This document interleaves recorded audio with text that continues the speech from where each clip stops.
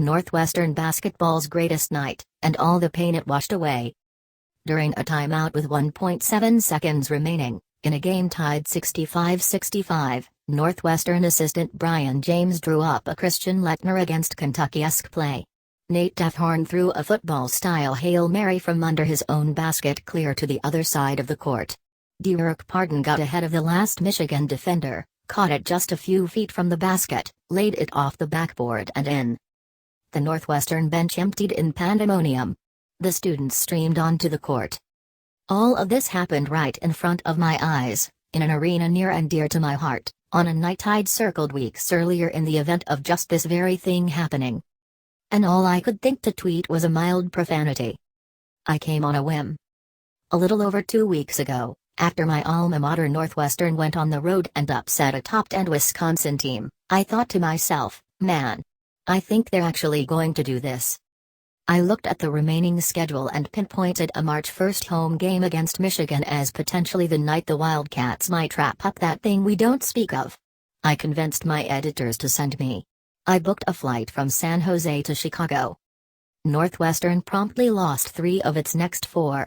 Some of my pessimistic alumni friends began panicking. They asked me if Northwestern would still make it if it didn't win another game. I said that it'd be dangerous. But hey, just one more win will do it. Anyone will do. On Tuesday night, I arrived in Evanston. People told me it's been an unusually mild winter here.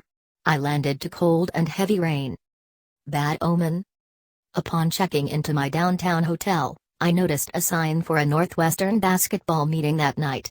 Apparently this was where the team stays the night before the game. I got on an elevator, it stopped on the 2nd floor and in walked head coach Chris Collins. Good omen? On Wednesday, I visited with a few people, including football coach Pat Fitzgerald, before heading over to Welsh Ryan Arena several hours early. The 35-year-old eyesore of a building, which will be torn up beginning next week, smelled exactly the same as it did when I was a student in the mid-90s. Mostly like popcorn.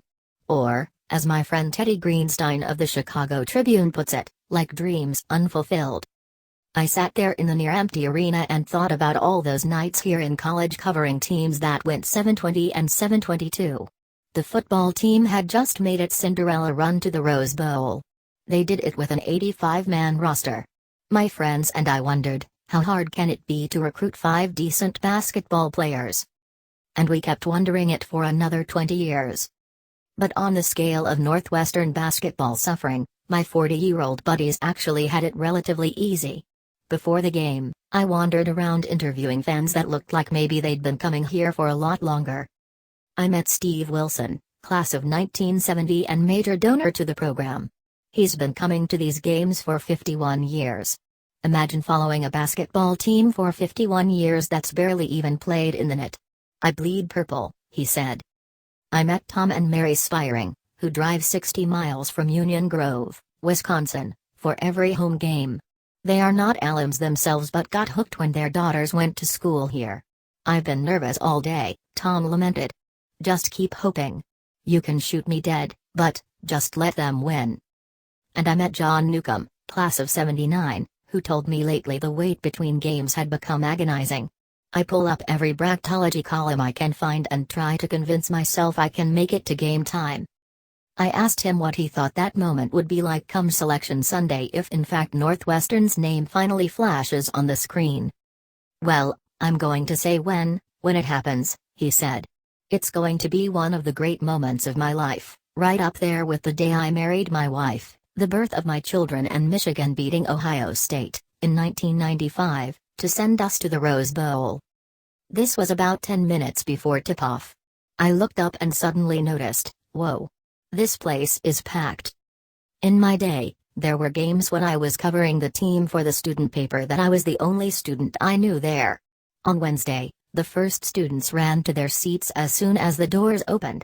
One, Jake Schaefer, a senior from Chicago, had his face painted purple while wearing a Phantom of the Opera hat. An entire row of students behind one basket had their shirts off and chests painted with purple letters. I never did figure out what they were trying to spell.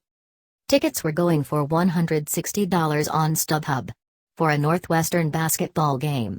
There was a time when you probably could have bought a season ticket for less. It was also surreal.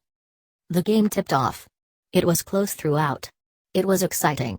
There were some strange officiating moments which I won't bore you with here. All you really need to know is this. In its entire history, Northwestern had never won a basketball game of this magnitude in any form, much less on a ridiculously impossible play it had never even practiced. I'm stunned that it happened. I'm even more stunned I was here to see it. Mind you, the Wildcats didn't officially clinch anything Wednesday night. But as someone who mocks brackets for a living, trust me when I tell you, Northwestern, 21-9, 10-7 in the Big Ten and now with 4 RPI Top 50 victories, is going to the NCAA Tournament. I suppose it's fitting that to finally get to March Madness, Northwestern had to make a contribution of its own. When you're trying to do things that are really hard, an emotional Collins said afterward, it takes exceptional things sometimes. I don't think any Northwestern team has ever played in a game as big as this. That meant everything, said junior forward Vic Law. We knew coming in, if we wanted to be different, then this was the game we needed to take. And that's the thing. Until it happens, you can't picture just how different something that's never happened before will feel. I find myself thinking of some of the amazing endings I've covered involving other schools, most recently Clemson's last-second national championship win over Alabama. What must it be like for those fans? Even if they were confident going in, surely it must seem almost incomprehensible in the immediate aftermath. But this was not that. For one thing, it wasn't for a national championship. Not even close. But also, I assume fans of teams that win national championships are used to seeing their school win dramatic games.